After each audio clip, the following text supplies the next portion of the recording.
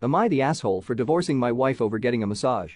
My soon-to-be ex-wife and I are both in our late 30s. We've been together 12 years, married for 10.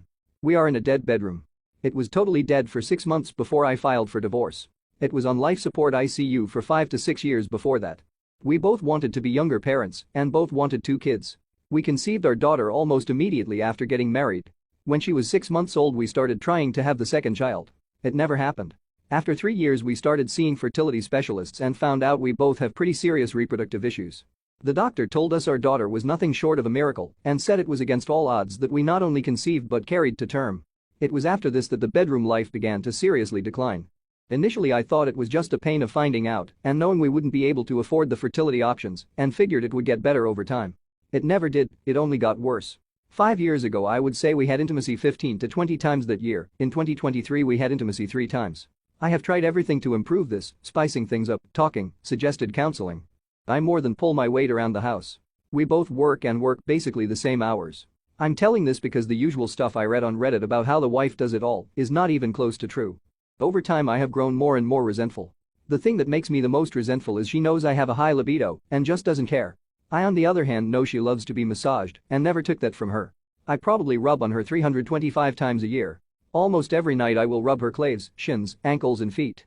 4 to 5 nights a month I will go big and do neck, shoulder, back, butt, hamstring, quads, shins, calves, ankles, and feet.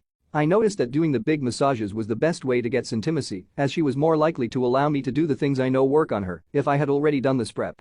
I did them more often a few years ago, but now not as much. The success rate was never that great, maybe 20% of the time, but in the last 2 years we are definitely in the single digits. When we hit the 4 months of absolutely no intimacy, I decided I wasn't rubbing on her ever again. It only took 3 days for her to notice, and she asked me to. I told her no, and I got angry. I said, why should I, when you don't give a shit about what I want? Obviously not my finest moment, and huge argument followed. Things got ice cold at home, but I wasn't giving in, I was tired of all of it. A few weeks ago she told me fine, I will just start seeing a professional masseuse. I said, then I will start seeing intimacy workers. She said that was cheating. I said fine, I won't, but you will not get a massage from anyone else, that is also cheating. She said I was being ridiculous and I said, no, it's being touched in an intimate way by another. If I can't have that, neither can you, and I swear to God if you do I will file for divorce that day. The following weekend, she went to get her nails done. I know how long it takes for her to get her nails done. She came back almost an hour and a half later than I expected. She didn't say anything, just acted normal.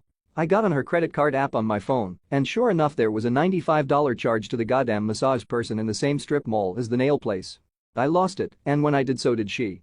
I think we both let out years of frustration on each other. True to my word though, I called a divorce lawyer on Monday. The only part that upset me was my lawyer said based on these circumstances, I couldn't list infidelity as the reason for divorce and had to go with irreconcilable differences.